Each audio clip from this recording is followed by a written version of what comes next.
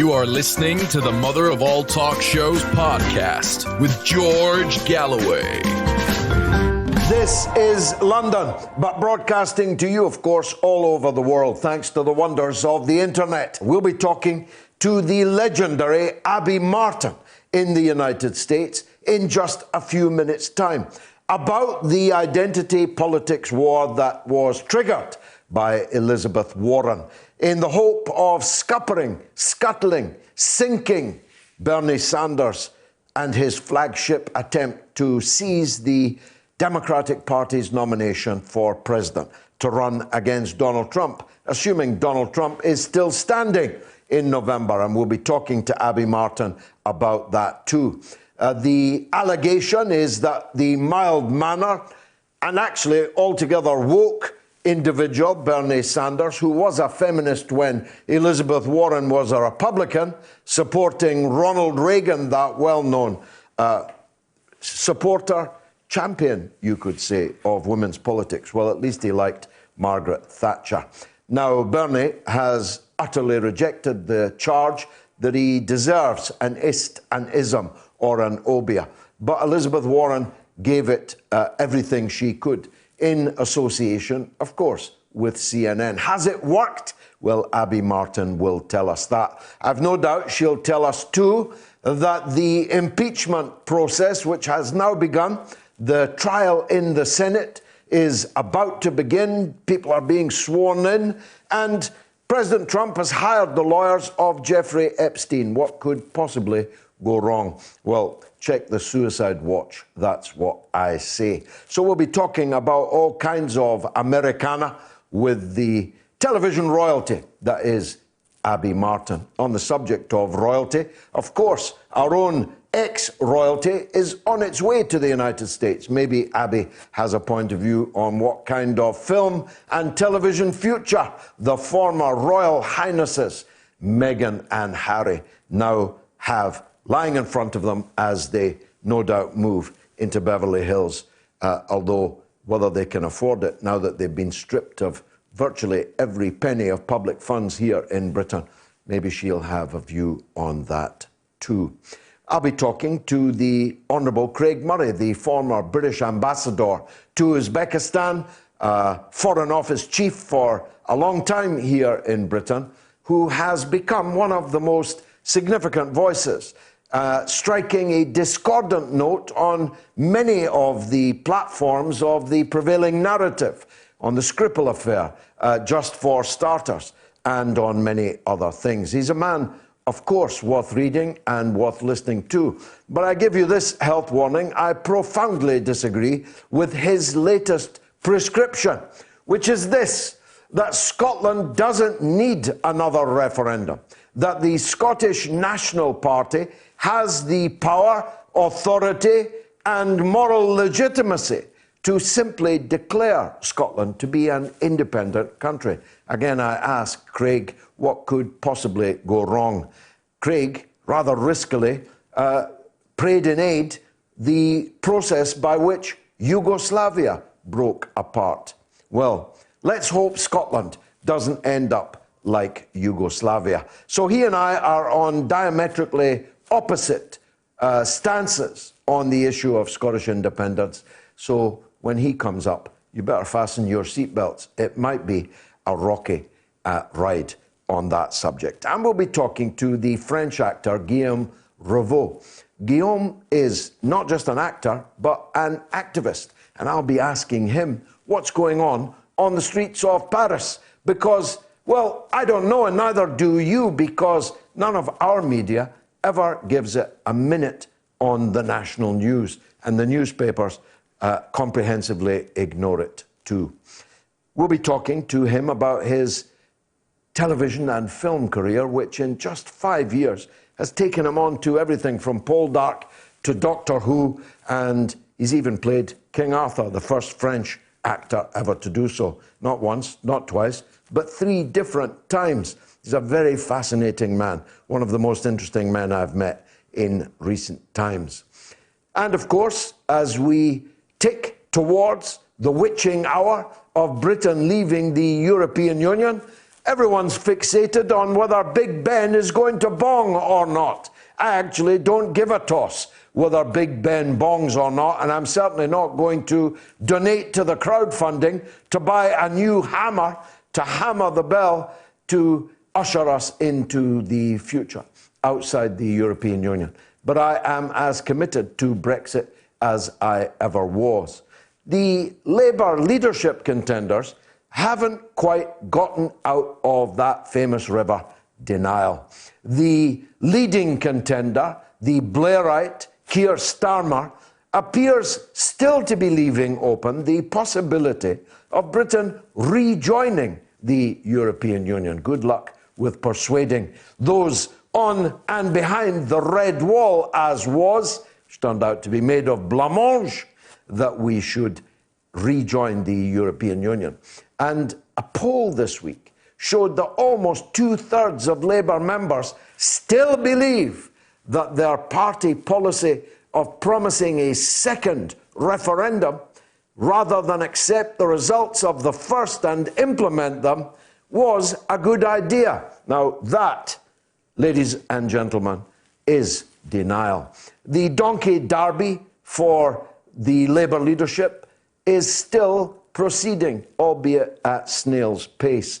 Keir Starmer is still the horse in front. A tailor's dummy, I called him last night. I don't know if they call them that in the United States. I mean, he's statuesque. I mean, he's well turned out. The lights are on, but there's nobody home. And the Corbynite candidate, Rebecca Long-Bailey, is revealed in the Sunday Times today to have previously been employed in private finance initiative schemes in the NHS. Now, I'm fully aware that lawyers have to accept the cases that come their way. They don't necessarily have to believe in them, but it's a bit of a damaging blow. Not quite as damaging to the Corbynite cause as the further Sunday Times revelation today that the apostate, the backstabber-in-chief, Tom Watson, is about to become Lord Tom Watson. No other Prime Minister or leader of the opposition would ever have nominated Tom Watson for a seat on the House of Lords. Such was the level of his disgrace. So disgraceful, he might not even now get through the Honours Committee, which scrutinises the suitability of nominees for a seat in the House of Lords. But Jeremy Corbyn, no less, the man whose back Tom was stabbing, has given him a place in the House of Lords, and thus, of course, continued his political life, which might otherwise have been at something of an end. Now, Tom Watson, just when you thought it was safe to get back into the water, Tom Watson is back, and he's back as Lord Tom Watson. Now, the government today announced that they're thinking of moving the House of Lords outside of London to what they presumably consider to be the provinces. Now, I'm not sure that the provinces are up to providing the necessary support services for the House of Lords, hookers, drug dealers, and so on. I'm not sure that the provinces will quite be able to keep their lordships in the manner to which they have become accustomed. So I'll be asking you in a poll, where do you think we should move the House of Lords to? A, York, B, Birmingham, C, history. I vote C myself, but you may have other ideas. Tell me, you can vote on my Twitter feed. Now, there are all kinds of other issues abroad and at home here in London that we can discuss, and I'll be happy to take your calls. I want to make more space for calls this week than we traditionally do. So if you have a pen there, the number, if you're in the UK, is 02077 982 255. If you're in the United States, it's 001 757 744 4480. And you can tweet us, of course, at George Galloway, at RTUK News, or at MOATS. I discovered to my great pleasure that thousands of you now follow that Twitter account, MOATS, M-O-A-T-S. I'm particularly interested in the issues of the Middle East. And I note that a summit in Berlin is being held right now as I speak, and that President Putin is there, Chancellor Merkel is there, Prime Minister Boris Johnson is there, and President Macron is there. The plan is to bring the farcical situation in Libya, which would be a farce if it wasn't so tragic, under some kind of control. You've heard me say before, Libya, which was once one country, one state with one government, however good or bad, is now no state at all. It's not a failed state, it's a non-state. It has 3 parliaments, it has 4 governments, 4 prime ministers. But in truth, General Haftar and the Libyan National Army are now in control of almost all of the country.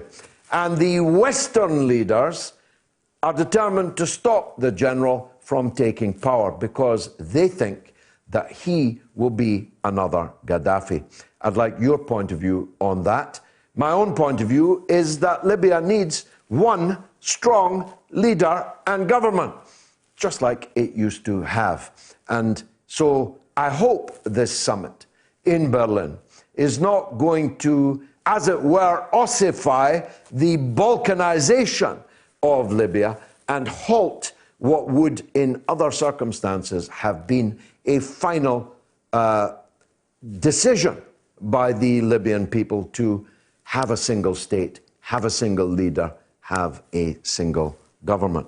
The situation in Iraq remains extremely tense. It's extremely tense in Lebanon. The war in Syria is moving to an end, but significant numbers of people are still losing their lives and their blood and their property to the jihadist fanatics who remain holed up under Western protection in one small part of Libya.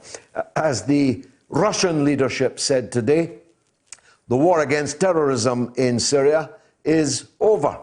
It's not entirely over, but it's very largely over. But the economic rebuilding of Syria cannot be begun whilst economic siege against the country is still laid by the Western countries who failed to overthrow the government in Damascus with their military campaign through proxies like that lovely Al-Qaeda and ISIS and the rest of the alphabet soup of Islamist extremism. Now, in the United States, we march ineluctably towards the first of the challenges for the contenders for the Democratic Party's nomination. Cards on the table. I'm a Bernie Sanders man. I was last time.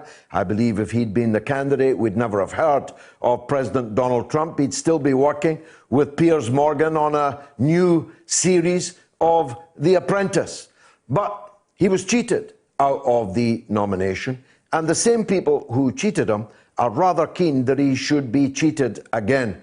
Thus, I was appalled at the attack launched on Sanders by Elizabeth Warren in advance of the last presidential candidate debate, in which she, in terms, accused Bernie Sanders of being sexist, misogynist, and who knows, maybe some other isms and obius. The woke like to hand these titles out. The irony is, Bernie was woke decades before Elizabeth Warren was even on the Democratic side of the aisle, when she was still a Republican. Bernie was championing the idea of women candidates, including for the presidency. And indeed, Bernie Sanders even encouraged Elizabeth Warren last time to stand for the Democratic Party's nomination. And of course, Donald Trump goes into the trial process in the Senate. So who will face Donald Trump, or whether Donald Trump will be facing anyone at all, is still very much up for grabs. So who better to talk to about it than our very own the remarkable presenter, writer, activist of the Empire Files, the wonderful Abby Martin, who joins us, I hope, now on Skype. Abby, wonderful to see you again. Thanks for joining us. Thank you so much for having me, George. Let's start with the Elizabeth Warren attack on Sanders, if we can. To what extent was it warranted?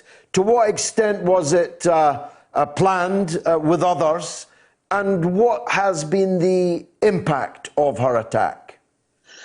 Well, George, you said it best. I mean, we're talking about two people's records of credibility standing up against each other, and one really doesn't hold very strong. I mean, we're talking about a woman who called herself a Republican for 50 years, giving speeches to the Federalist Society, while Bernie Sanders was co-founding the Progressive Caucus, fighting for women's rights, preaching about how a woman should run for president.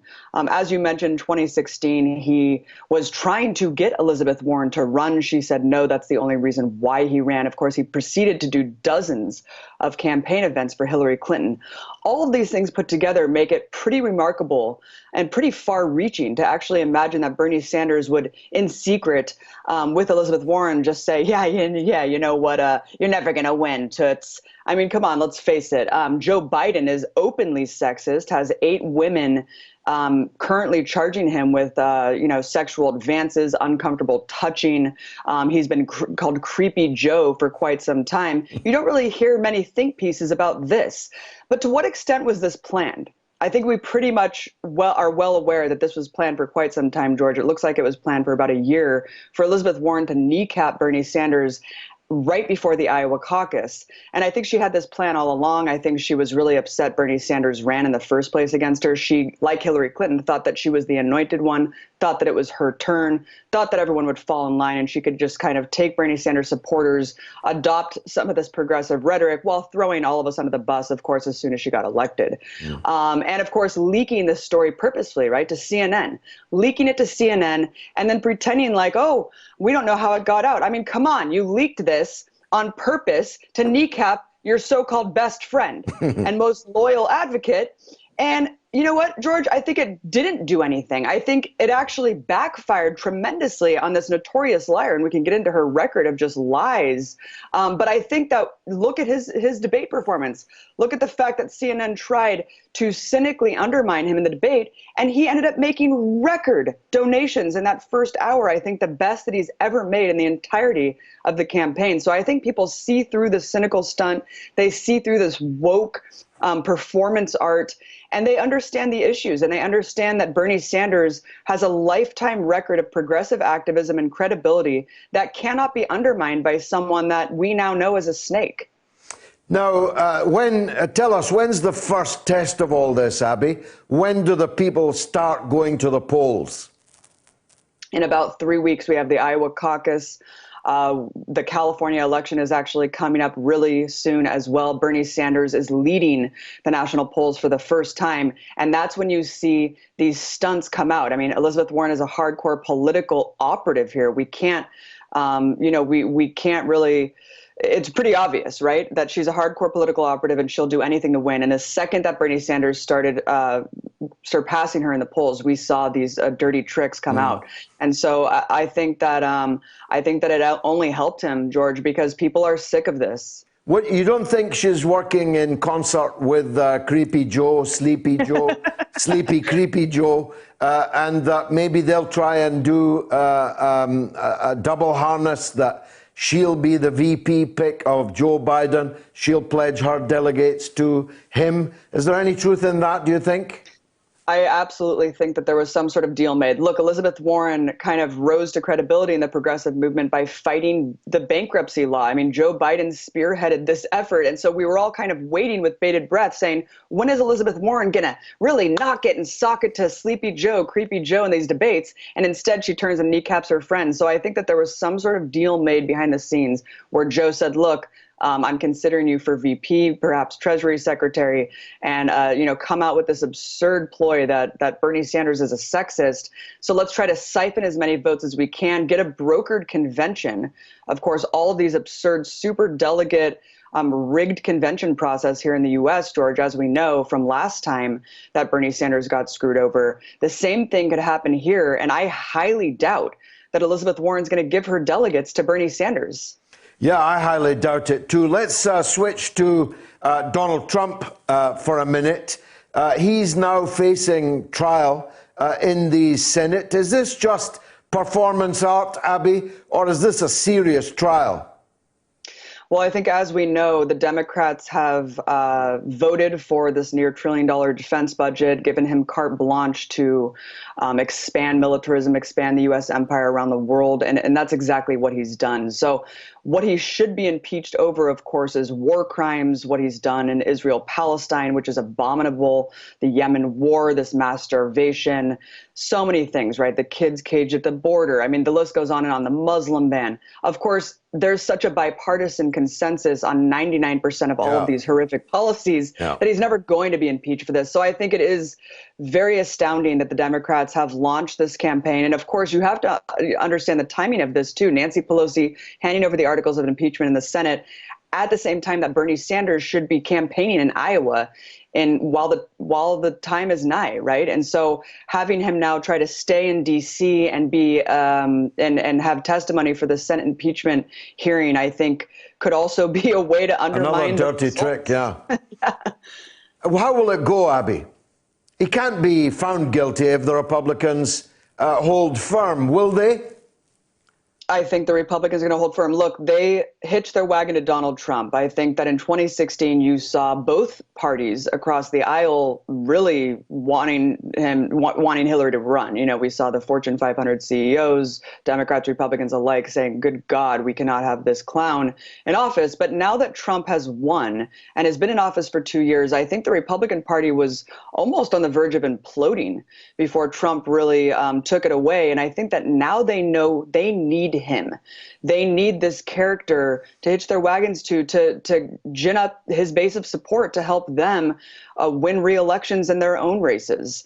And so I think that to go against the party, to go against Trump would be a big mistake for these Republican candidates. And I think that they know that they need Trump in order to secure their positions. So I don't think we're going to see any Republicans go against this, even if you have clear and blatant evidence, which I absolutely think you do, of Trump breaking the law with grounds for impeachment. You're just not going to see it happen, George.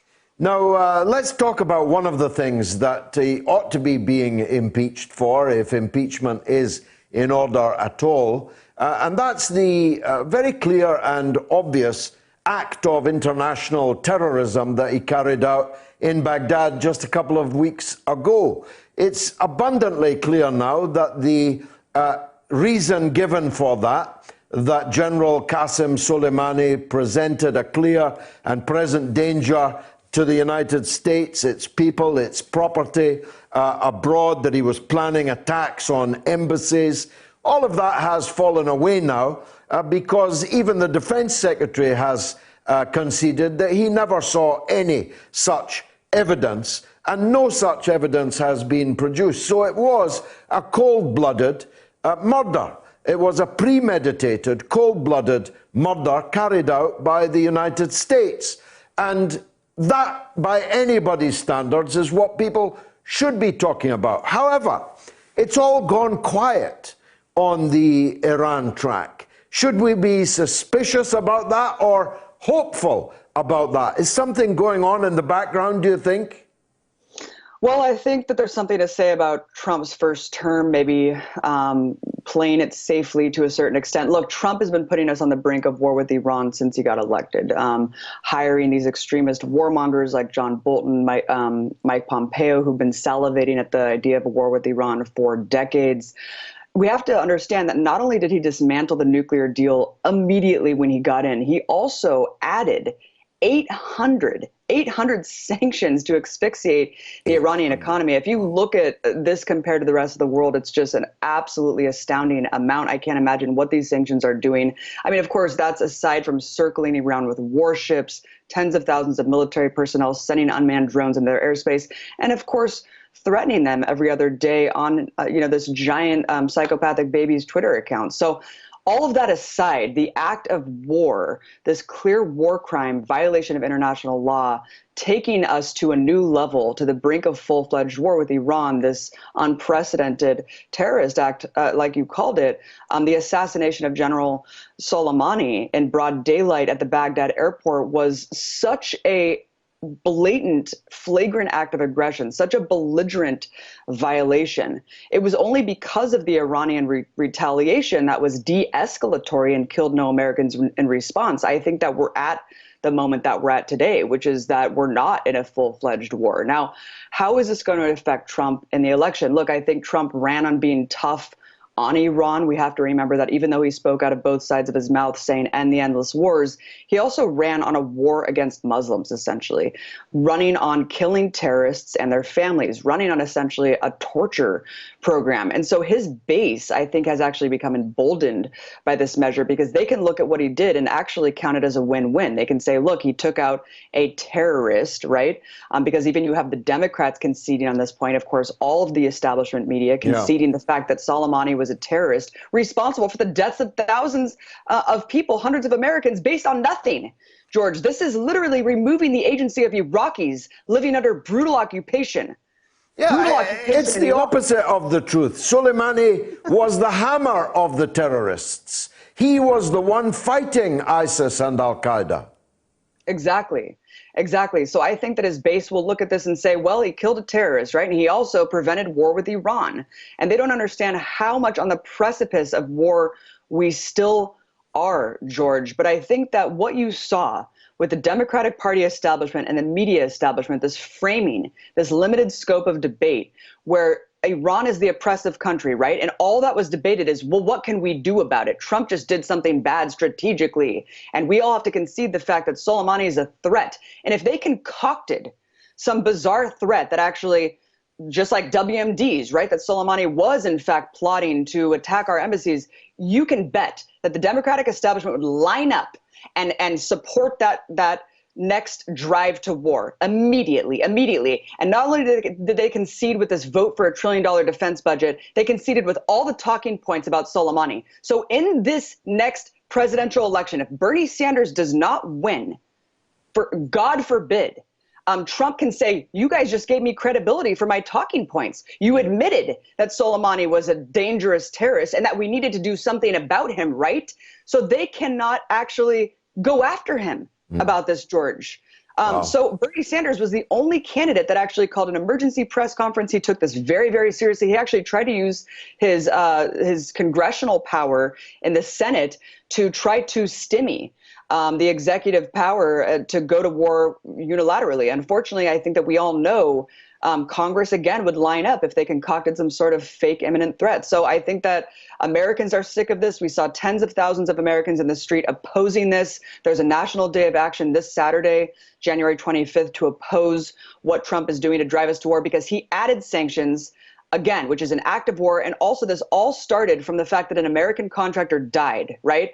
Well, why are there American contractors still there? Why are there tens of thousands of troops still in the Middle East? It is a tinderbox, and it's just a matter of time before something else happens. And that's what I'm worried about. We need to get all troops out, close all bases, and that's the only thing that will bring peace and security in the region. Now, finally, before I ask you what you're doing these days, let's talk, if we can, about the Israel-Palestine track.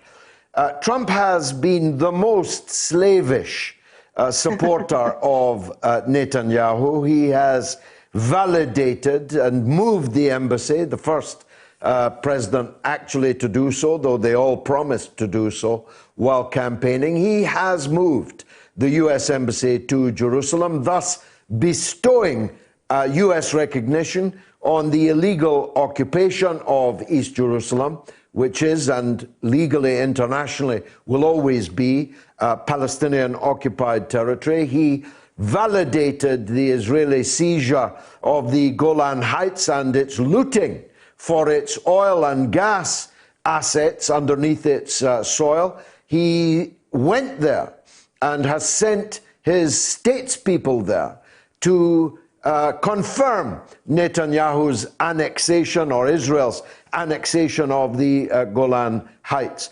Does this mean that the supporters of Israel in the United States, some of them Jewish, but most of them evangelical Christians, that Trump will harvest votes for all of this? Or are Jewish people, at least, in the United States, returning to the traditional loyalty that they had to progressive politics, especially with Bernie Sanders being himself Jewish? That's a great point, George. Yes, as you mentioned, this kind of fascist partnership between Netanyahu and Trump has exposed, I think, the real face of Zionism to a lot of people who called themselves progressives. You have that phrase, I'm liberal except for Palestine. You're not liberal. You're not progressive if you support an apartheid state that's besieging millions of people and holding millions more under a brutal military occupation. I think that that's been exposed for what it is. A lot of the progressive movement has shifted on this issue. You see Bernie Sanders himself back in 2016 could barely muster the phrase disproportionate when it came to the 2014 Gaza massacre. This year, he's talking about withholding aid. He's talking about withdrawing illegal settlements back to the 1967 borders. That's actually something Hamas was willing to negotiate in their new charter. That's pretty dramatic, and that's way farther than any other politician is willing to entertain. A lot of people just have this mealy-mouthed condemnations of the racism in Netanyahu without actually acknowledging that the entire system is right-wing, fascist, and racist to its core, and that the most recent election in Israel between Benny Gantz and Netanyahu was essentially between Trump and Trump. We're talking about two war criminals that oversaw the murder of, thousands and thousands of civilians. So I do think that it is a really strong base of Christian evangelicals who, again, are understanding that Trump is the one who will bring their agenda to fruition. Mike Pence is lurking in the background. But I do think progressive Jews, and also you see the walkouts on birthrights, trips. You have a lot of organizations here that are comprised of progressive Jewish people who are standing up and saying, we do not adhere to this. We do not pledge allegiance to the state of Israel, and this does not speak for Judaism. And you even see Trump's recent executive order that's basically conflating criticism of Israel to anti-Semitism, George. And I was victim to this anti-BDS movement. With my new film, Gaza Fights for Freedom, of course, my open pro-Palestine activism, I was scheduled to speak at the University of Georgia Southern. And I was given a pro-Israel boycott pledge, saying if I wanted to speak there, I had to pledge allegiance and pledge loyalty to the state of Israel. And I just couldn't believe my eyes, because I knew that this was happening in 27 states to independent contractors. I had no idea that this was for speakers at universities. Of course, I refused to sign. And I was dropped from the conference. The entire conference fell apart. Ironically, the conference title was about media literacy. So this is a fear campaign going on. This is something that Trump has exacerbated, and we need to stand up and not cower to these acts of censorship that are blatant violations of our First Amendment rights. So the document you were asked to sign demanded that you explicitly oppose peaceful boycott, divestment, and sanctions. And if you didn't sign it, you are not permitted to speak on a university campus. Is that right? That is correct. Unbelievable. That is correct. Yeah. 27 states, George, for this happening. And all we hear is kind of this hyperbolic notion of conservatives being censored on campus. Meanwhile, there is such a blatant and egregious act to censor pro-Palestine activism and to conflate it with anti-Semitism and even Nazism. And this recent executive order just dramatically escalates that situation to actually threaten students with expulsion if they do move forward with their BDS activism. And I think that really is a testament to how scared Israel is of this grassroots pressure mounting, akin to South Africa, which we know the BDS movement really took down apartheid there. That's the only thing that's working. That's an international movement that is successful. And that's why it has our bipartisan political consensus and Israel so terrified of this. And when you have Sheldon Adelson essentially bankrolling the entire GOP, who's also saying he wanted to nuke Iran, it's a very scary path ahead if we see Donald Trump winning a second term. Indeed. Now, how can people see your magnificent film? You can check it out on GazaFightsForFreedom.com. You can rent it on Vimeo or buy a DVD there. I encourage everyone to check it out. I worked with filmmakers on the ground in Gaza filming the Great March of Return. Of course, we know hundreds have been mowed down by Israeli snipers over the last 2 years, all sparked with the moving of the embassy to Jerusalem. Incredible film, harrowing footage, and it really just documents the Israeli war crimes and violations of the Geneva Conventions against disabled press, medics, and children that are being wantonly committed by Israeli forces, George. Your courage, your ability, your star quality, they often leave me speechless. Abby Martin, thank you very much indeed for joining us on the Mother Thank you of so All much. Talk Shows. God bless you. Thank you so much, George. God bless Bye. you. Thank you. Abby Martin, my goodness. If you haven't seen her film yet, GazaFightsForFreedom.com or on Vimeo or on the usual platforms. Trust me, you'll thank me for the advice. This, I told you, is the mother of all talk shows. Craig Murray is a prince amongst men. He is a former ambassador, as I said earlier, but he's also an author, a broadcaster, an activist of the very first rank. And unfortunately, from my point of view, he's also a strong supporter of Scottish independence. So far, so good. There are lots of those. At least 45% of the people of Scotland, at the last time of asking, were in favour of that Scottish independence.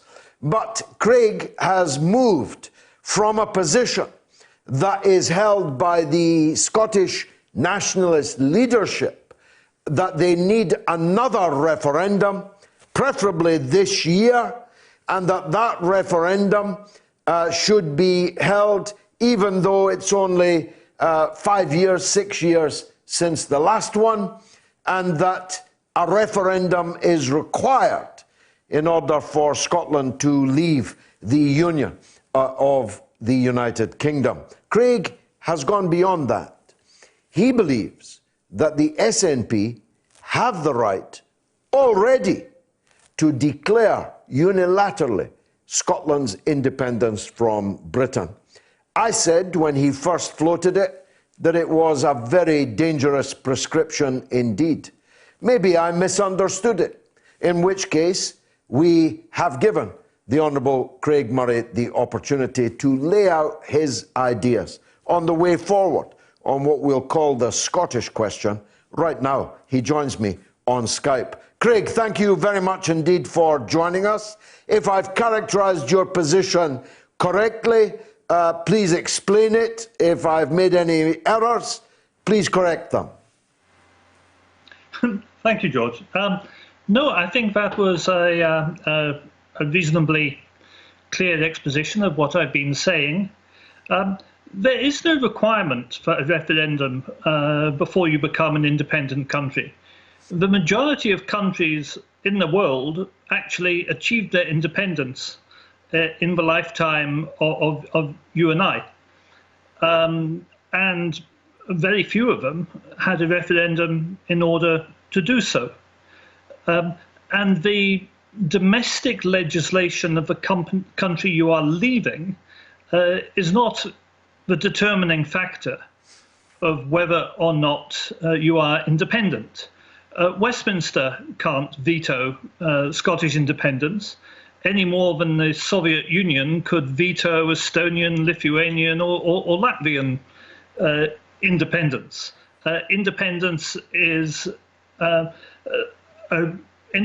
something to which a nation has a right of self-determination should its people wish to determine that right. And the power from which you are seceding can't simply block it by saying, no, you can't have a referendum. Now, of course, I would prefer to have another referendum. But if Johnson won't give another referendum to which the UK state will agree, then we may well find ourselves having to look at alternative ways of going forward. And the one alternative way I have suggested is that we convene a National Assembly based of every Scot who has been elected in a proper election at a national level. So that would include MEPs, MPs and MSPs. You convene them all together as a National Assembly, and that National Assembly moves to repeal the Act of Union. We could then follow that up by having a confirmatory referendum, but a confirmatory referendum held after we have declared independence. And that's a process which would be perfectly in line with international law and would be quite in line with the practice adopted in most states which have become independent, where it's their local legislature which has made the declaration. There are major differences, of course, between countries leaving the former Soviet Union, which had held them as part of the Soviet Union, perhaps against their will, certainly without their authorization of that status, and Scotland, which not only is a voluntary member of the United Kingdom, but as recently as 5 years ago, confirmed its wish to remain within the United Kingdom. The Soviet Union could be said to have been holding Latvia in bondage. No one can credibly claim that Britain is holding Scotland in bondage because Scotland voted to remain in the Union just 5 years ago. A great deal has changed in that 5 years. And of course, Scotland had two referenda which had conflicting results and which had a similar level of turnout. They had one referendum in which it voted to remain part of the United Kingdom. It subsequently had a second referendum in which it voted to remain part of the European Union, and did so by a much higher majority than it voted to remain part of the United Kingdom. Now, that's two national referenda which, had they remained compatible, would each have a valid result. But unfortunately, what has subsequently happened is, of course, it's impossible to honour the result of both referenda. So which do you honour? Well, the obvious answer is to have another referendum to find out. But Boris Johnson is denying us that. I think there is a genuine a genuine comparison between the United Kingdom and the Soviet Union. I think they were both empires at the last gasp, empires which were falling apart. And I think the United Kingdom is an empire which is falling apart. And I think, sadly, my own view, and I know this is one of the very few subjects on which we disagree, but my own view is that the United Kingdom has to be destroyed because the imperialist and racist attitudes which underlie so much of the British establishment and British politics will only actually really be scrubbed out if you dismantle the institution of the United Kingdom itself. Of course, Scotland was a leading edge of the British Empire. Far from being a colony of Britain, Scotland helped to colonise a quarter of the people of the world and was often in the front line of murdering them and holding them down. Yet you characterise Scotland as a victim of an empire when in fact it was a co-criminal in that imperial adventure. Well, there's a great deal of truth in that, but many Scots were implicated in the crimes of empire. But equally, the Roman Empire eventually had, for example, African emperors. But that doesn't mean that Africa, or the North Africa, was not a colony of the Roman Empire. Of course it was. But the fact that, elites and others and military people are co-opted into the ruling of empires, something which has happened in empires everywhere, always. It does. Stalin was a Georgian, not a Russian, but he was part of the Russian, later Soviet empire. Empires co-opt people from a periphery into a metropolitan. That's how empires work, always has done. It doesn't mean Scotland was not effectively a colony. So, yeah, I want to ask you that. To be clear, you say that Scotland is a colony, albeit one that voted just 5 years ago to remain in Britain. Yes, that is absolutely my position. My position is that Scotland has been colonised, and like all colonies, Scotland has had the wealth sucked out of it for centuries and taken down to London. If you look at the comparative economic state of Scotland compared to similar countries like Ireland, Denmark, Spain, Norway, compared to countries of a similar size and similar geographical location, Scotland is far poorer. And that's because talented Scots, like your very good self, are sucked down to work in London. We have, at the time of the Treaty of Union, Scotland had a population that was 1/3 that of England. It now has a population that is 1/10 that of England. And the reason for that impoverishment and the reason for that depopulation is one of colonial dominance. Now, these are very important and interesting topics, but let's move forward from the Roman Empire and the points I made, equally historical, to the current. I'm with you, by the way. Scotland has the right to hold a referendum any time that it chooses. If it chooses too often to do so, it will be laying itself open to the law of diminishing returns. If you go too often to the well, you might find there's less to drink. But no one but Scotland can decide when to exercise its right of self-determination. So I'm with you on that. But you must see the strength of the argument that Johnson didn't make but ought to have made, that, well, we of course can have another referendum, but not this year, because Britain is still in the process of withdrawing from the European Union, as it was mandated to do by the 2016 EU referendum. And once we've got that out of the way, we'll know better what the shape of Brexit Britain will be, what its prospects will be, what its relationship to the rest of the world will be, and that will be a better, more informed time to have a referendum. Moreover, he should have said to Nicola Sturgeon, you'll be able to stand for election for the Scottish Parliament in 2021 on the platform of demanding a new independence referendum. And if you get a majority in the Parliament, then we'll sit down and negotiate the terms of a second independence referendum. Johnson didn't make that argument, but if he had, would you have seen any force in it? I would see very little force in it.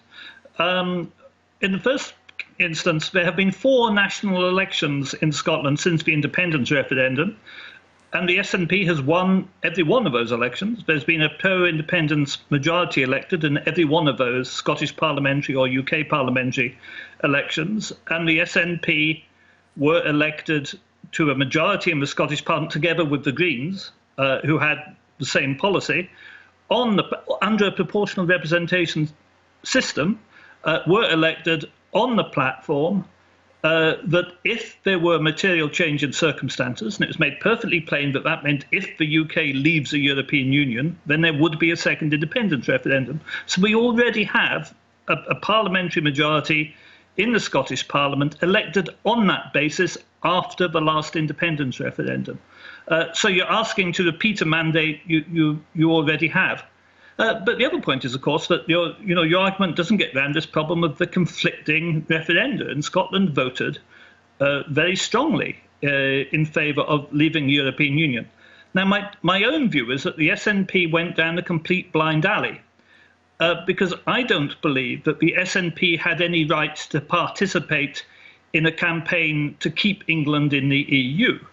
Because if you believe that Scotland has a right to stay in the EU because Scotland voted to stay in the EU, you have also to believe that England and Wales have a right to leave the EU because they plainly voted to leave the EU. And I think for years, these waters have been muddied by the SNP, instead of talking about independence, wasting time attempting to keep the whole of the UK in the European Union, which was anti-democratic, which they had no right to do, and which, you believe in Scottish independence, if true believes in Scottish independence, would think that it's no business of Scotland to try to thwart England's desires for a separate foreign policy for England. Now, let's look at the practicalities if your prescription was to be followed. I know that it's common ground between us that if Scotland is to become an independent state, it should be done peacefully and calmly and without acrimony and with a consensus that is the best way forward. Plainly, no such consensus currently exists. I was speaking in East Kilbride last night. There were well over 300 people in the hall. I laid out my views, which are entirely contrary to yours. They were resoundingly supported. It's clear that a very large number of people in Scotland, whether more or less than 50%, who knows, but a very large number of people in Scotland do not want to leave Britain. If you were to unilaterally declare yourselves independent of Britain, you think that would not be contested by significant numbers of people in Scotland? And if it were contested, that would be the end of any hope that this could be done peacefully and calmly, wouldn't it? You can contest things in a peaceful way. I mean, my own view is we're going to end up having to have a referendum. Whether, in order to get that referendum, we have to declare independence first, then hold our own referendum because the UK state blocks it, or whether we could have one first is, a matter of the position we're forced into. But there does ultimately have to be a test of public opinion, and I perfectly accept that. And I also accept, that there is a strong unionist tradition in Scotland, some aspects of which are British nationalist in not the most pleasant way. I'm sure the people you spoke to were coming from the socialist brotherhood and solidarity side of that tradition, which frankly is a rather shrinking base, because a vast majority of the membership and voters of the Labour Party in Scotland have defected to the SNP. These are debates we want to have, but we can't be stopped from having them, and stopped from all movement and stopped from independence simply by Boris Johnson saying so. You think if you have a referendum to leave Britain, that this time you'll get a majority?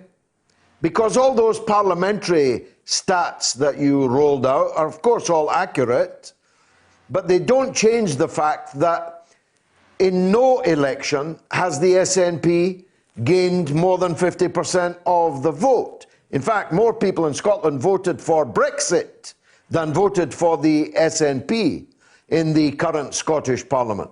You think things have so changed that this time the Scots would vote with a majority in a referendum to leave Britain? Well, it's true numerically more people voted for Brexit, but that was on a much higher turnout. Far less people voted for Brexit than voted for Scottish independence in the two referenda, which were on comparable turnouts. I do believe, I'm actually extremely confident that independence would win in the referendum. We started the last referendum campaign on between 30 and 32% in the polls. Over the course of the campaign, we finished on 45%, 46%, and that's a 14% gain during the course of the campaign. I fully expect to see a gain of a similar magnitude again, and we only need a very small gain to get over the line. People have had in Scotland, people do not vote Tory. There's about 1/3 of the population is the absolute maximum the Tory vote would be, and it generally settles at about a quarter, which is about where it was last month. And we just don't want to keep being ruled by the Tories. And the alternative to independence, unfortunately, is continuing Tory rule. Decades of Tory rule we've been through. We have minimum of 5 years more Tory rule to come, and possibly more after that. The only way for Scotland to actually get a government it votes for is to become independent. Lastly, to whose responsibility is it that the Scottish National Party have made these strategic errors? You see, I listen and follow much of what Jim Sillars says on this subject, a man I greatly admire. And Alex Salmond, before Nicola Sturgeon, was the main leader of the nationalist movement in the country. Do you hold Nicola Sturgeon responsible for the strategic error that you referred to on the issue of Brexit? Yes, I do.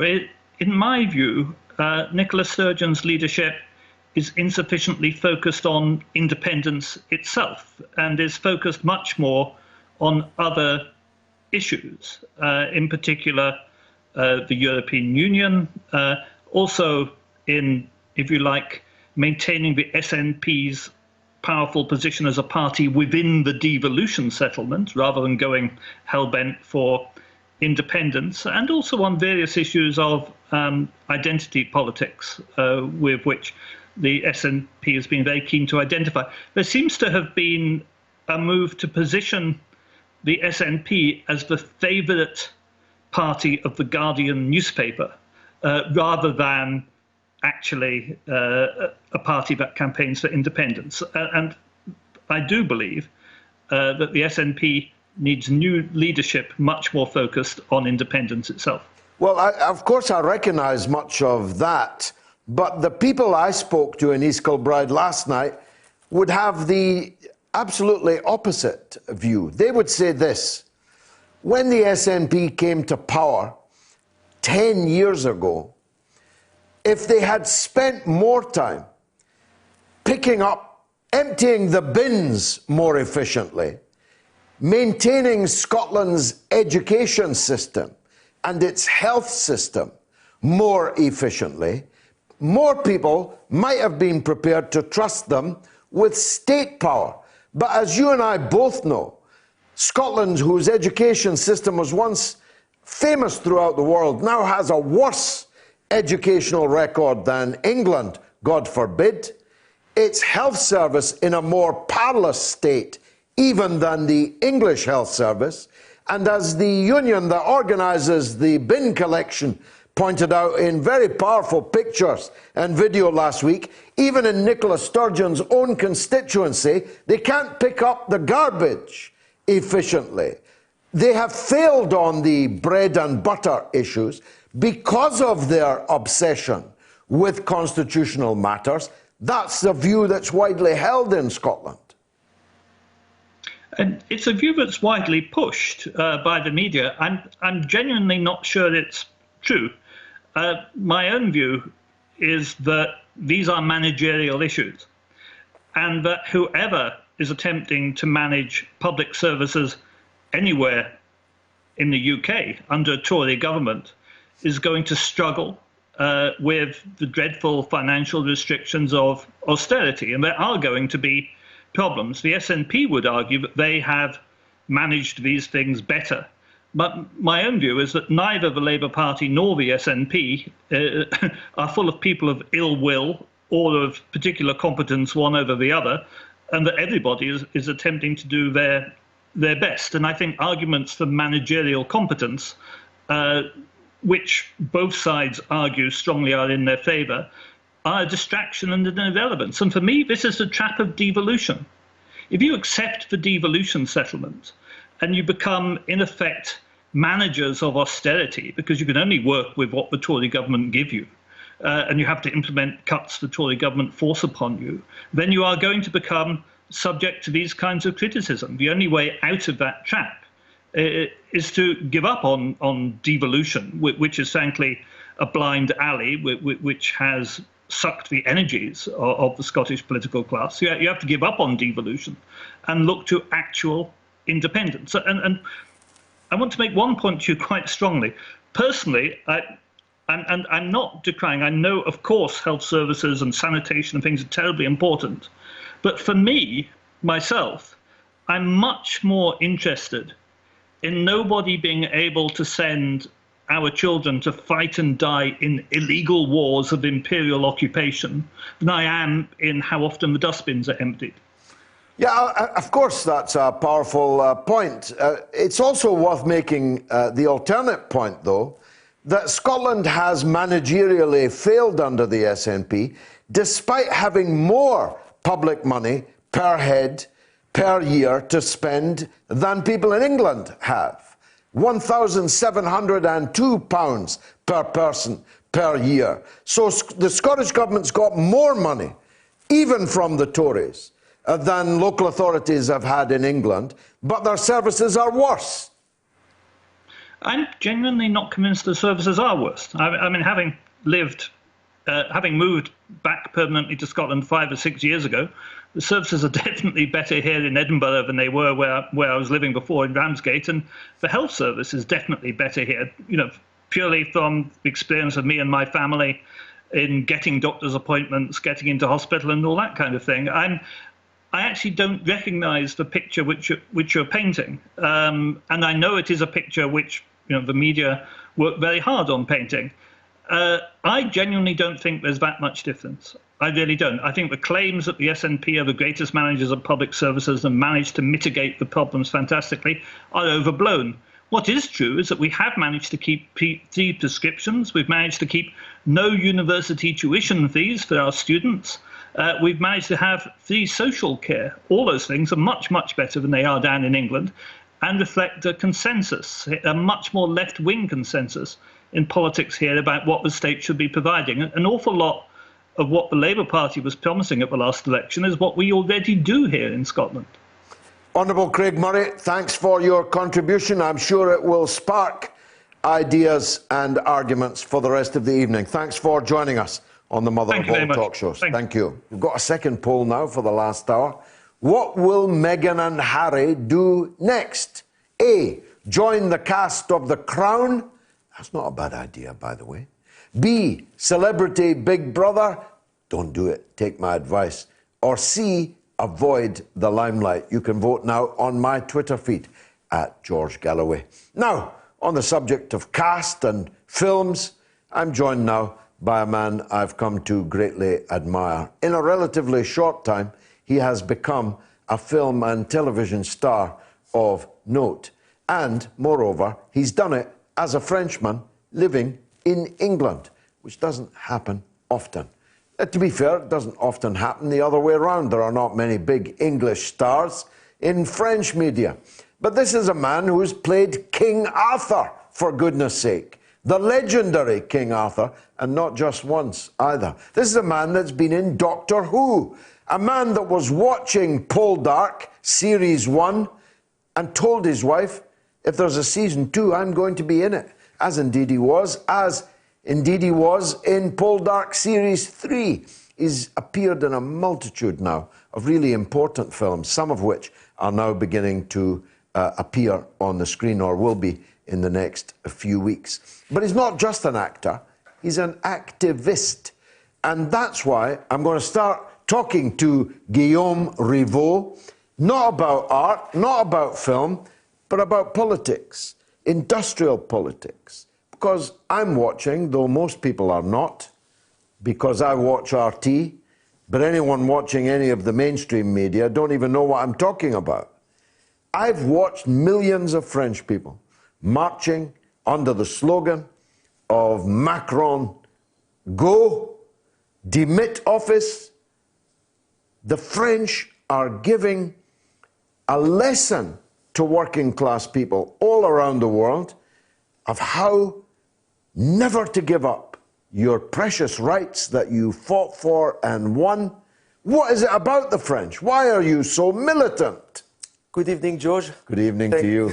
Thank you for having me on the show. This is great. Well, with regards to what's going on in France, you know, I've been in this country for 27 years. A lot of things have changed in France over the last 3 decades. You know, the political landscapes, the infrastructure, some of the laws and everything. But there is one thing, George, that will never change, ever. And that it is the spirit and the heart of the French people. You know, since many, many centuries, and probably look since the revolution in 1789. You know, there is a stigma about the French that they might be a little arrogant at times. You know, I won't go that far. I think that the French are very proud people. The French are very proud of their history. They're very proud of their culture. They're very proud of their way of life. But the French are very, as well, family-orientated, like a true Mediterranean kind of like a system. So if anything or anyone comes in between their way of life, or if the French, a French woman or a Frenchman feels threatened by an individual or by a system, then I believe that the French will do something about it. Indeed, and it's almost breathtaking, the indefatigability of the French. 60 weeks the yellow vests have been out on the streets, and now there is a general strike of the whole working class against the neoliberal so-called reforms. I'm old enough to know when reforms used to be a good thing. Now they're a bad thing. If somebody says, I've got some reforms in mind, you can be sure they mean they're going to take something off you that you have already. They're going to change something against your interests. Most people in Germany, most people in Britain have accepted things over the last 3 decades that the French still absolutely regret.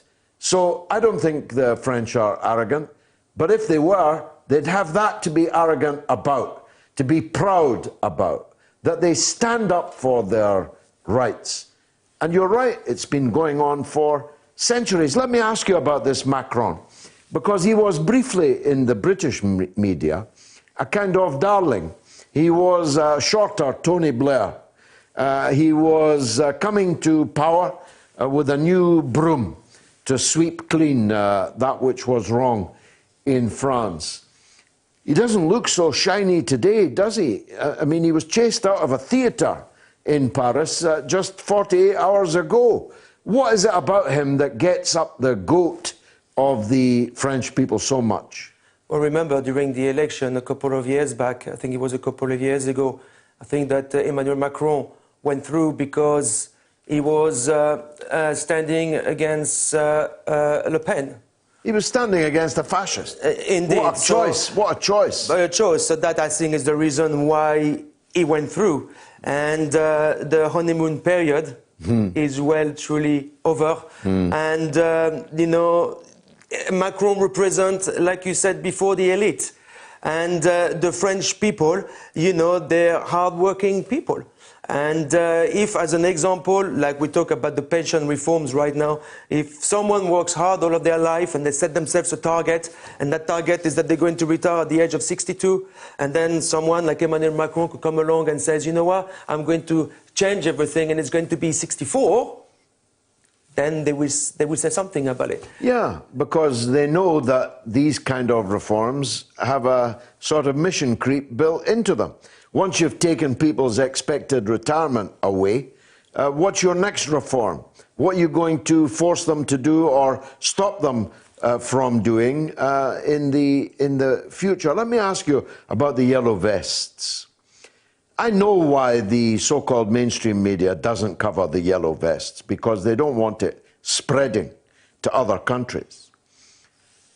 But I don't know why the so-called left and so-called liberals and so-called progressives have also completely turned their back on a movement which for 60 weeks has been confronting not just neoliberal politics in the shape of Macron, but have been beaten, have been gassed, batoned, shot with rubber bullets, had their eyes knocked out, their limbs knocked off. And yet, you don't get a word of support from the TUC here in Britain, from the Labour Party here in Britain, from the Guardian newspaper. Why is that? Well, what's been happening over there has been absolutely shocking, to be honest with you. I remember tweeting some pictures of firefighters. You know, these firefighters, they save people's lives. And you see these horrific pictures of firefighters fighting with cops, French cops in the streets. And, you know, with regards to what you were saying, look, the way I look at it is if in France you'll have a French president that will be a socialist president in the mood of Jeremy Corbyn, or maybe in the mood of George Galloway. Yes. Monsieur Mélenchon is my man. I love him. Monsieur Mélenchon is a great guy, but if that would be the case, then the scenario would be completely different. And I think that you will see all of the things that are happening in France on all of the mainstream media. Yeah, that's right. You know, like you see the stuff that's going on in Hong Kong and Venezuela and Chile and Cuba, you know, and that would be happening in France. But there is, like you said earlier on, there is, you don't get to hear this on the mainstream media. It's unbelievable. Because the mainstream media, you know who they are owned by and what the propaganda they're trying to give to people. Basically, they're feeding the populace what they want them to hear. Yeah. You know, so I think that this is the problem that we've got here, you know. Now, look, I gave a hint of it earlier to the audience. You are genuinely a truly extraordinary man. You were not an actor, and you decided to be one. And you're not a teenager, you're not even in your 20s, but you decided, I'm going to be an actor. And now I can hardly switch on without seeing you. And I'm eagerly anticipating some of the films you've got in the pipeline. How does that work, that someone of your age who've had other careers, you say, I'm going to be on television, I'm going to make films? What kind of drive does that represent? You need to have a special mindset. And you know, you're absolutely right. For your viewers to know how it happened for me is that I started acting at the age of 42. And I'm nearly 47 now. So I was watching Paul Dark season 1 on the television with my wife. And then it just happened in my mind. I know I just had the click in my mind. And I said, look, if there is a season 2 of this, I'm in it. And 6 months later, I was filming season 2 in Charlestown in the front of hundreds of people that were watching the show from up there, you know. And I wasn't really happy with the edit. So I said I'd be back in season 3. And in season 3 was great because I got to play the Vicomte de Sombreuil alongside all of the main cast. I was a friend of the Duchess. We got to rescue Dr. Ennis with Rose Poldark in France. Well, it was a great thing. Yeah, it's... See, I can see you as a Vicomte. But how did you get to be King Arthur? Well, you know, I just got cast into the role, my friend. Maybe it's the look. You do look kingly, I must say, yes. Yeah, and it's funny because on Wednesday I'm doing another playlet for another King Arthur documentary, but I won't be playing King Arthur, I'm playing Lancelot, all in Shakespearean language, and we're filming that in the Southwest. You know, if you've got the opportunity to do a job, then you've got to do it. And it was a great honor to play King Arthur, like you just mentioned. Not once, not twice, but 3 times in 3 different And Lancelot, companies. my goodness. And Lancelot, that is happening on Wednesday, yes. Now, there's 2 of your films in particular coming up. You were even in Trolley, which my wife totally loves. Trolley, by the way. Okay. But there's 2 of them I'm particularly looking forward to. Okay. One of them is Lawrence After Arabia. Now, Lawrence of Arabia is a very big historical figure.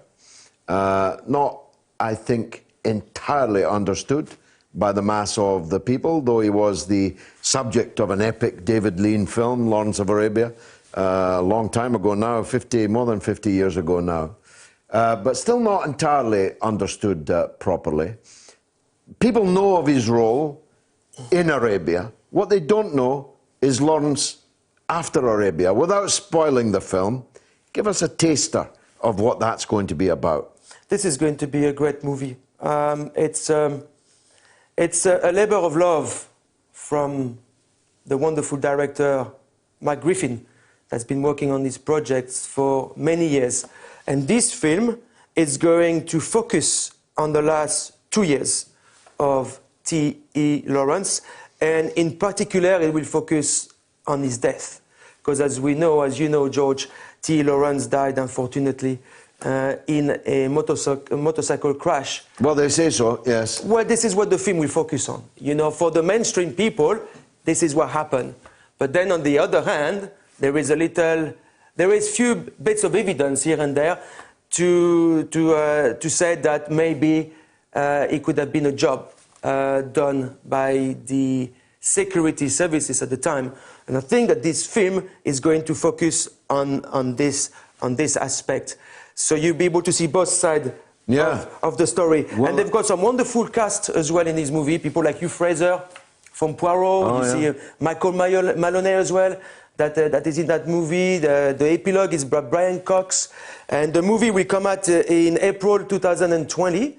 And Mark, the director, really wanted that to happen during the 75th anniversary of the death of T.E. Lawrence. I really can't wait for that, I must tell you. But the other project that's about to come out, yes, Homeless Ashes, tell us about that. This is again another fantastic project and another labor of love from another friend of mine called Mark Zammit that's literally worked on this project for the past 4 years. Young director, young actor, fantastic talent. Huge following on social media too, Mark Zammit. Huge following. He taught me a thing or two about social media over the last couple of years, because that is it's a very important thing to do within the industry.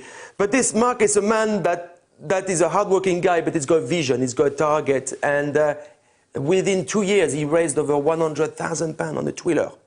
You know, a bit like you had your project with the killing of Tony Blair's, when you had to do Indiegogo and Kickstarter campaigns. This is what he did, you know, with Homeless Ashes. And he raised over 100 grand for the movie. And he flew great actors from the United States to Britain.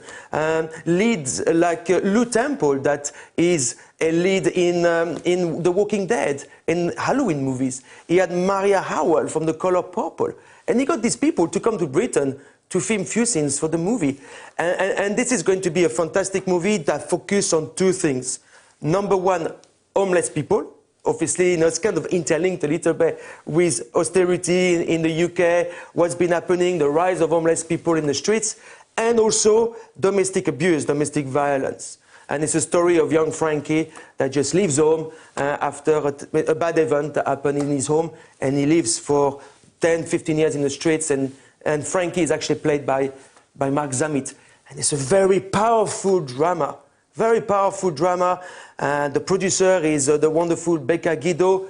I'll be working with her and Mark Zammit again in 2021 in a very fantastic political period drama called Primrose. So we can talk about this later. Yeah, of course. This is a remarkable life change for you at the age of 42. Now you've got a list of films and programs you're going to be in stretched out ahead of you. We're very lucky that you came here to practice that art, and I'm glad to say that leaving the European Union will never cut us apart. Guillaume, thank you very much indeed for joining us on the Mother of All Talk Shows. Thank you, George. Really fantastic to see you. If you've enjoyed that, you'll enjoy the interview that I did with Guillaume for our television show Sputnik on RT. What will Meghan and Harry do next? Join the cast of The Crown, 18%. Celebrity Big Brother, 36%. Avoid the limelight, 46%. I somehow can't see that myself. Now, you can vote on my Twitter feed. Now, Keil Jones says, I give Craig Murray credit. George totally annihilates one of his points, and Craig just keeps on as if nothing happened. And Alan Harris says, when they lose, will they find another excuse to have another referendum? And Vaucluse Vanguard says, George, the SNP have failed in delivering basic services because they are dominated by socialists. Think about that, George. I will, but not for long, because it's absolute balderdash. NSPK77 says, I'm Belgian, and our history in the Congo is still woefully discussed in the education system or on the media. Shameful. I think you mean isn't discussed in the education system or the media. But don't worry about that, because you're not the only country that hides its imperial crimes. Mario says, George wants a unified Africa, ha ha ha, but hates the EU. Hypocrite, bro? Question mark? No. But I'll tell you what, Mario, Super Mario, here's my number, 02077 982 255. And I'll explain to you the difference between unity amongst the colonized and unity of the colonizers. I'll explain to you the difference between unity amongst the victims of empire and unity amongst the empire. Are you stupid, Mario? So call me. Come and have a go, Mario, if you think you're hard enough. Washington Hoax says, I miss the old days when Iraq and Iran would kill each other off with no victory. That's probably from Henry Kissinger. Let's take a call from Paris. Stephanie on the line. Stephanie, welcome. Hello, Mr. Galloway. Nice to hear from you. Two French callers in a row. Go ahead. Yeah, I've been watching you for a while, and I love your show. It's really, really impressive what you're doing as a job, educating people. I know it's not easy at all. Thank you.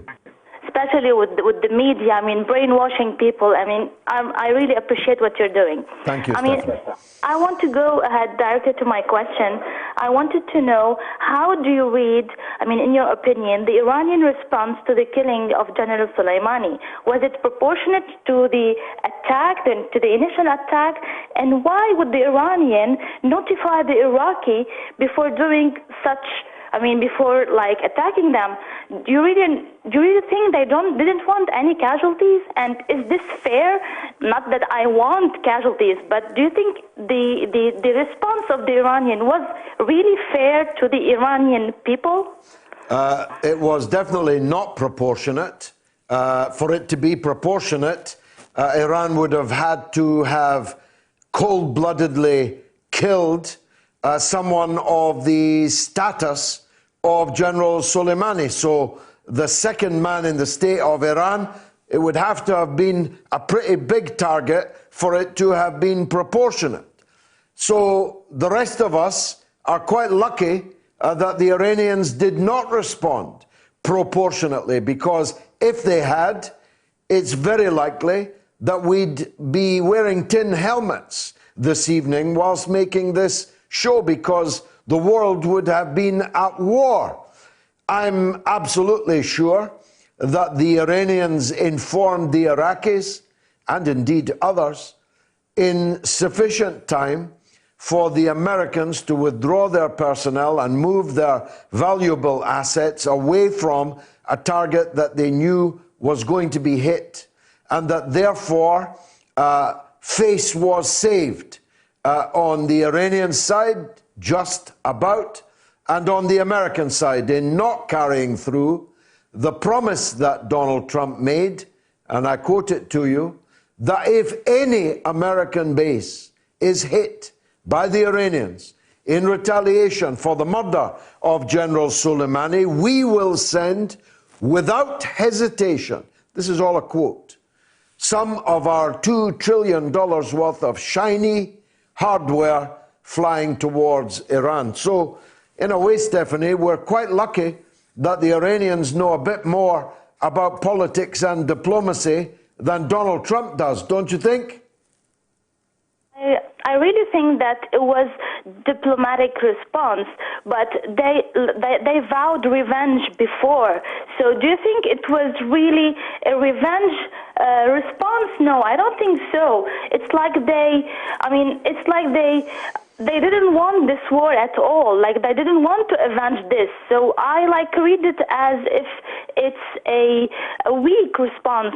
I don't know. I don't want war. Of course I don't want war. This is not the purpose. Yeah. But the way I see it, You know, the mass of people, the billions and billions of people in the street during the funerals of General Soleimani. I mean, if I was Iranian, I would say, what the hell? Is this the right response? You know what I mean? Yeah, well, on the 40th day, marking the 40th day since his murder, virtually the overwhelming majority of people in Iran will be on the streets again. And that will create another moment of real tension in relations between the United States and Iran. So my advice to the government of the United States is, before that 40th anniversary, start talking meaningfully and properly and with respect to the Iranian leadership. And let's try and resolve any outstanding problems between these two countries. Because if they don't, then it may be that the answer that was given will not be the final answer. Stephanie, thanks for the call. One woman caller, followed by another, and a legend at that. It's Lizzie in Gloucester. Lizzie, welcome. Hi, George. Hi. How are you? Good, thanks. Nice to hear from you. Oh, well, great. Congratulations for last night. That was amazing. I hear you had a full house. It was a full house. In fact, there was touts trying to sell tickets at inflated prices outside. That's when you know you've really arrived. Yeah, that's capitalism for you. Thank you.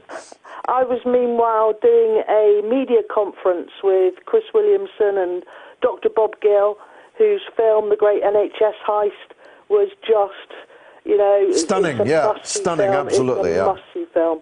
Right, I wanted to talk to you about, what about this Tom Watson being elevated to the House of Lords?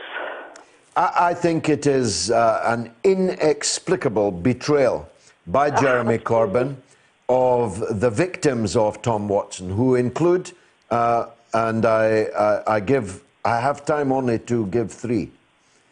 The victims of Tom Watson are the victims of the Carl Beach affair, when Watson, as a matter of deliberate policy, set forth the wolves on innocent people who had been falsely accused by a man, Carl Beach, who was himself the criminal that he was accusing other people of being. Secondly, amongst the victims of Tom Watson are the Palestinian people on whose graves Tom Watson has danced for decades. And thirdly, the British people who were robbed in 2017 of the possibility of a Labour government led by Jeremy Corbyn, by the backstabbing treachery of the now Baron Tom Watson. No other Prime Minister or Leader of the Opposition would ever have put Watson into the House of Lords. So discredited an individual is he. But Jeremy Corbyn has now done so. And I think that Corbyn should be ashamed of himself. What do you think? I think absolutely, absolutely. And I can't understand the entire narrative around anti-Semitism in the Labour Party has been portrayed so badly and so misleadingly, and Jeremy has at no point stood up and spoken out against it. Fair enough, he said. And now he's ennobled the #1 practitioner of the big lie. There you go. And look at Becca Long-Bailey is now supporting the Board of Deputies overseeing of the complaints process. How can you outsource the complaints process of the Labour Party? And nobody's asking the Conservative Party to agree to any pledges. Unbelievable. Absolutely. Well, as I said earlier, Lizzie, it marks the moment when the Zen approach of Jeremy Corbyn morphed into actual masochism. He is asking his enemies to beat him and then rewarding them for doing so. Lizzie, thanks for that great call. No, Mika Han says, let's not forget the very recent US overthrow of the duly elected democratic government of Bolivia by very much the same technique against Evo Morales as used against Patrice Lumumba. Quite so. Thank you, Mika. Zachariah says, first of all, I'd like to thank you for your devotion to truth and justice. I'd like to add that one of the most memorable moments during the run-up to the 1991 Iraq War was the speech in the House of Commons made by the late Right Honourable Tony Benn. In my view, he was the greatest politician of the last and this century, and like yourself, a defender for peace and truth. Carry on the fight. You have my support. Amen to all of that, Zachariah. The phone system has crashed, so my apologies to Delita. She was not winding me up. It's just that the phone's crashed. Alan Riley says, can George explain why he thinks he should have a say on Scottish independence when anyone who phoned his show saying they had left the UK but were pro-Remain, he told them they had no say and shouldn't have any say because they have left. George, you've left Scotland, so why do you think they shouldn't have a say, but you should in the same circumstances? I don't know what you're talking about, Alan, but I'm going to solve your problem for you. I'm coming back, and you are going to have to deal with me. So put that in your Scottish nationalist pipe and smoke it. Let's see if we've got Delita back. Delita, welcome back. We're getting her now. We've still not got her. Alexander Riddle. Hello, George. I do hope you've heard of Nyerere. He fought for our independence here in Tanzania and helped us gain it through peaceful means from the British Empire. He is our hero here in Tanzania. I have realized you have a lot in common with him. One, he was a socialist. But the most important thing that connects you with him is the fact that you both hate disintegration of regions and countries that speak the same language. So don't give up. The unification of Britain is imperative for the success of both the British and the Scottish people. Thank you, Alexander. Not only do I know of Nyerere, I met him and was very proud to do so. Delita's back. My apologies, Delita. I thought you'd hung up, but it was the system that crashed. Please go ahead. Yeah. Please go ahead. Yeah, Give us some examples of what you're talking about.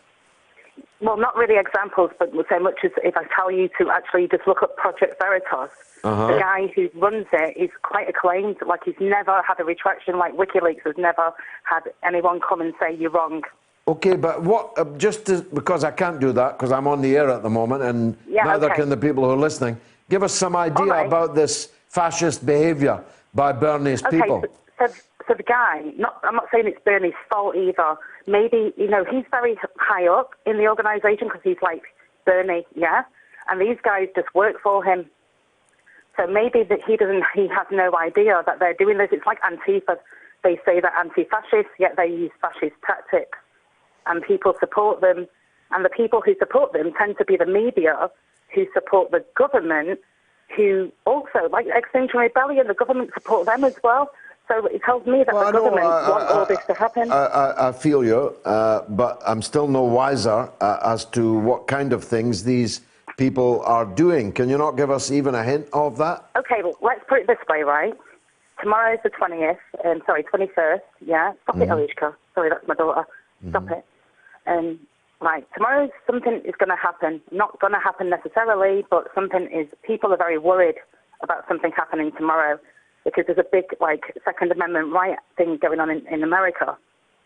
Is that these armed militia people that are marching on the Capitol? They're not armed militia. They're people who are exercising their Second Amendment rights under their Constitution. To be an armed militia. To be an armed militia. Well, actually, it kind of is that, isn't it? Because when they all got that's what that's what the amendment says. That the American people have a right to bear arms as a militia and defend themselves from foreign and domestic enemies. Yeah, so I'm inferring you're a strong supporter of that amendment, are you? Well, I'm not American. I'm English, but I know that we used to have that right ourselves before certain things happened in this country. Do you think we should again?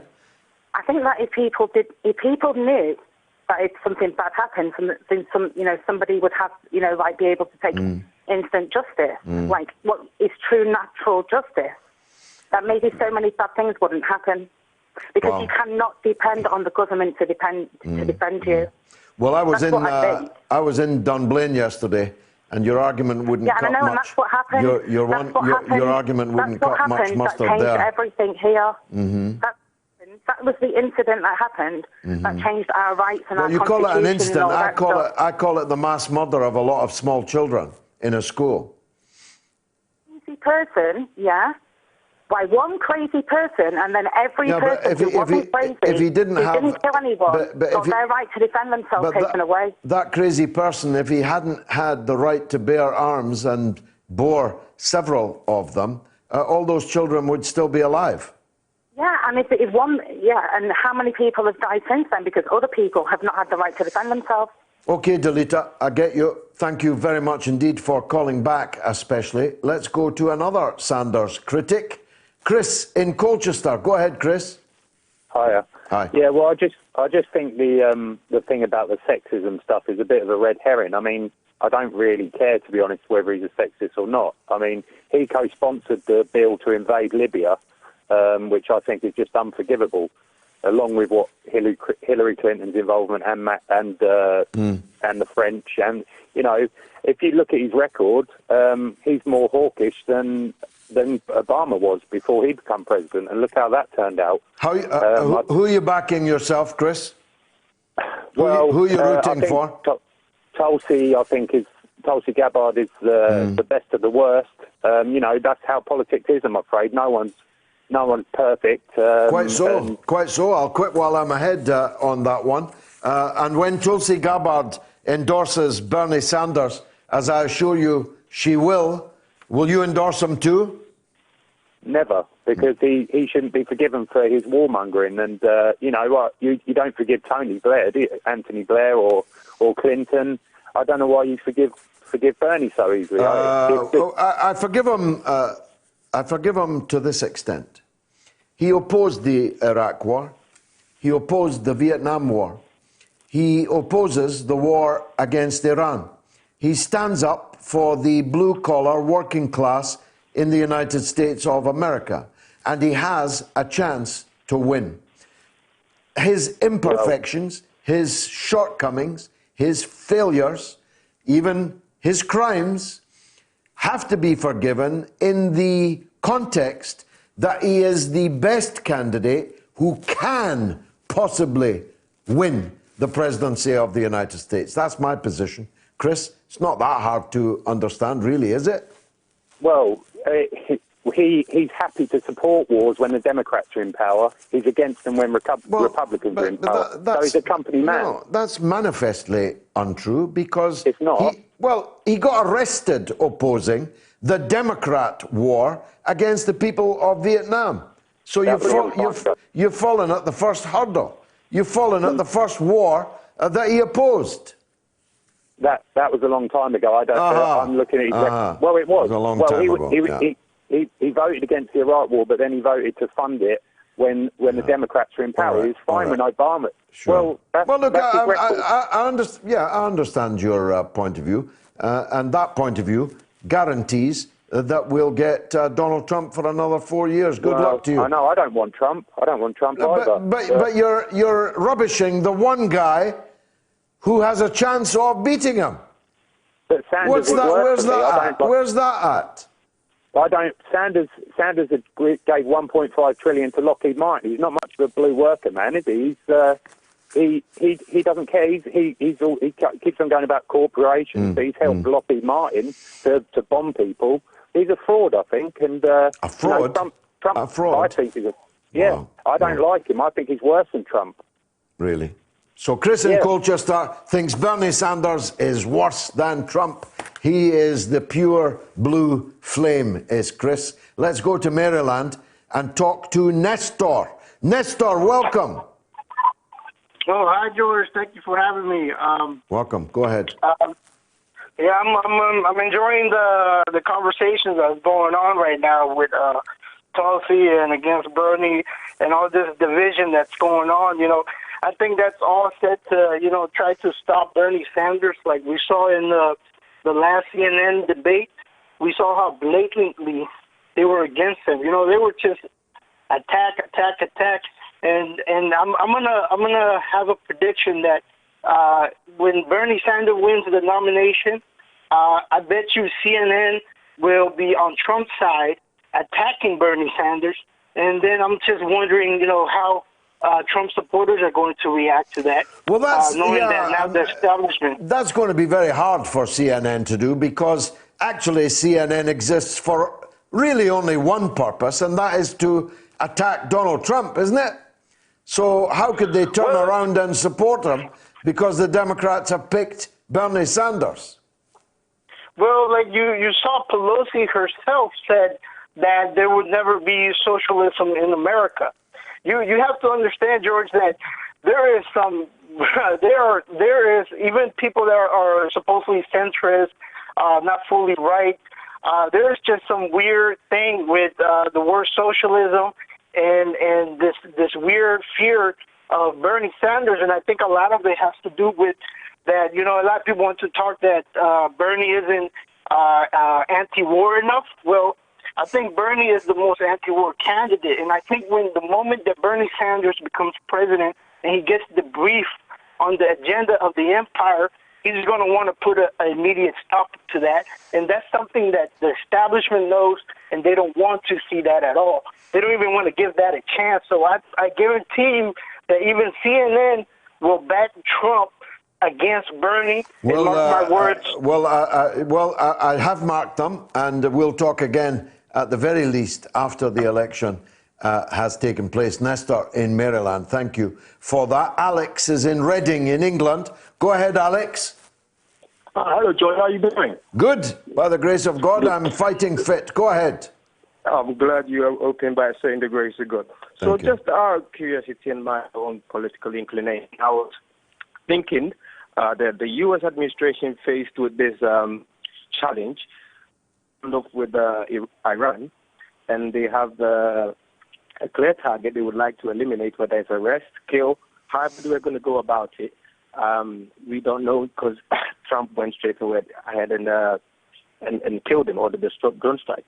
How would you have suggested the administration go about it, pending all the sanctions and all the Strait of Hormuz incident and the incidents that happened at the Aramco Saudi oil? Alex, I'm amazed at the premise of your question. First of all, General Soleimani was a war hero, not just a war hero for the Iranian people, but he ought to be a war hero for all of us who oppose the ISIS, Al-Qaeda, fanatic extremism, because he was the hammer of this fanatic extremism. He took out more ISIS and Al-Qaeda forces and fighters than anyone else in the world. And so the number one beneficiary of the murder of Soleimani is ISIS and Al-Qaeda.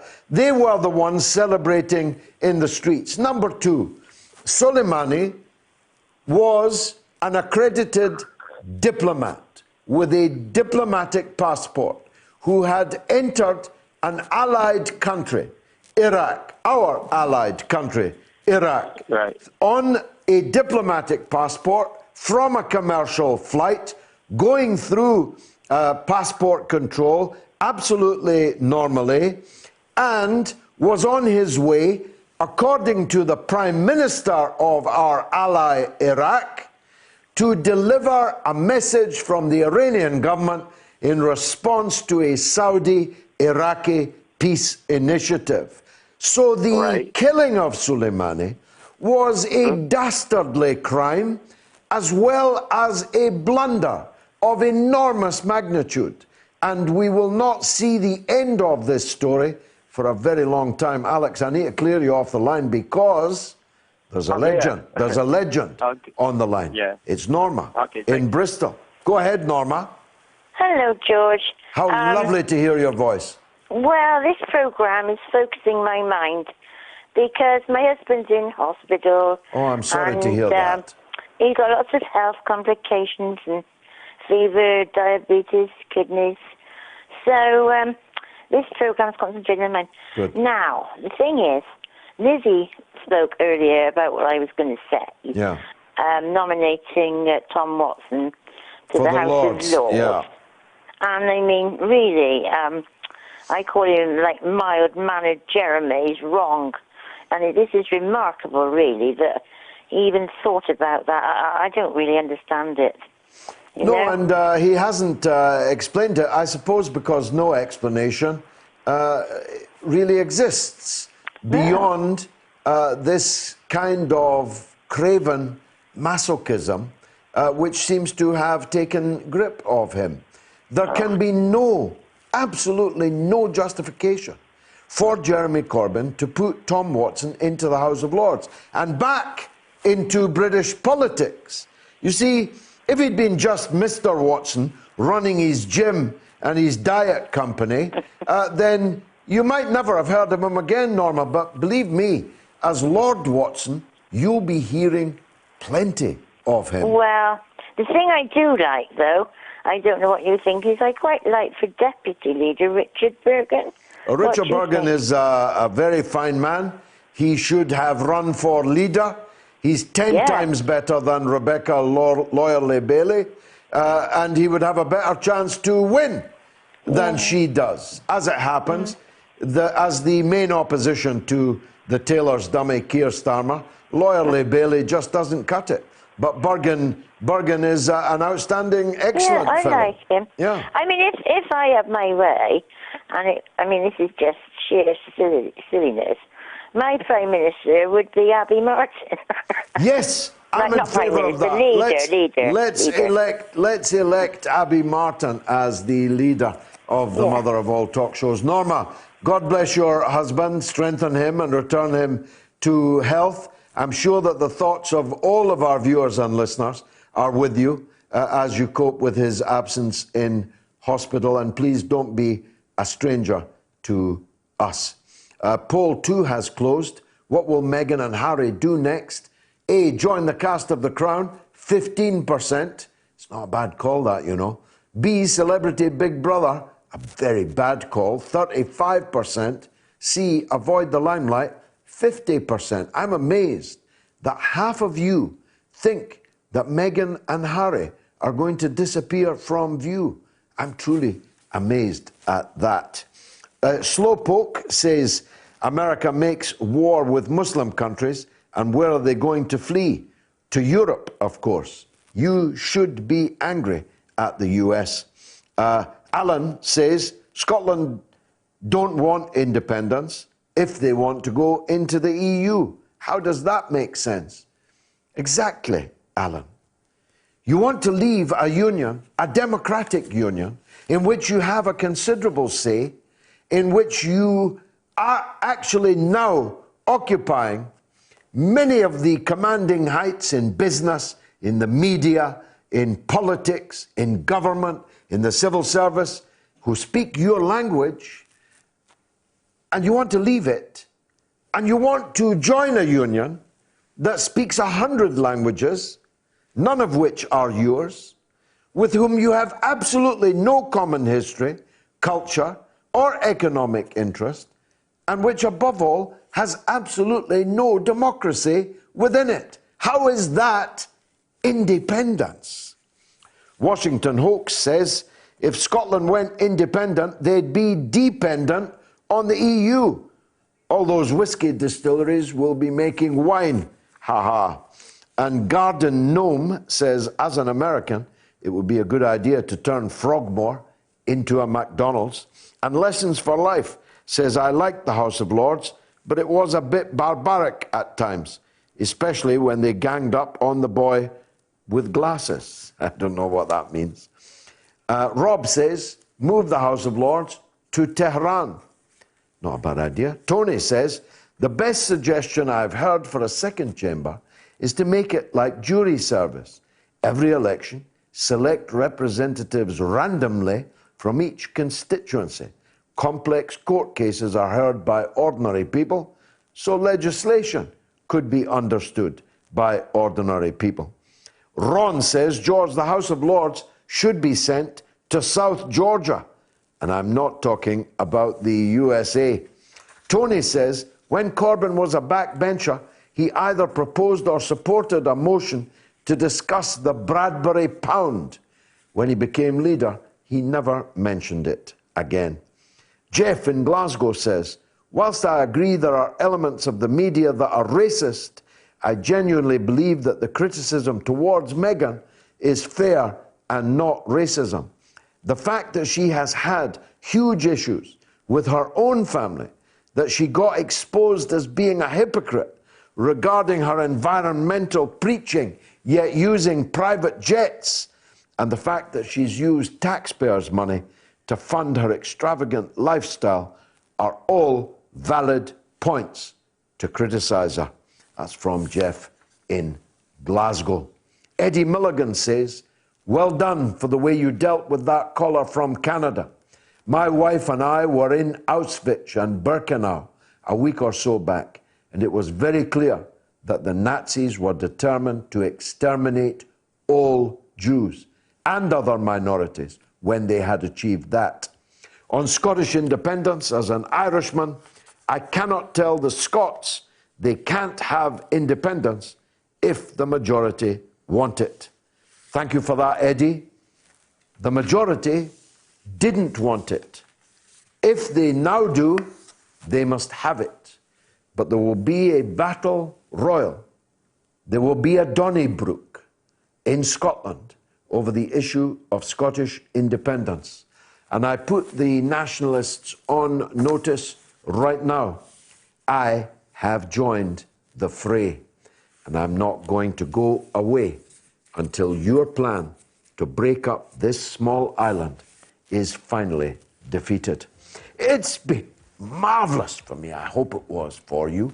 And if it was, come back next week at the same time and the same place and bring another viewer, another listener with you, because I'm on the trail of 2 million viewers for the mother of all talk shows. Thanks for joining me.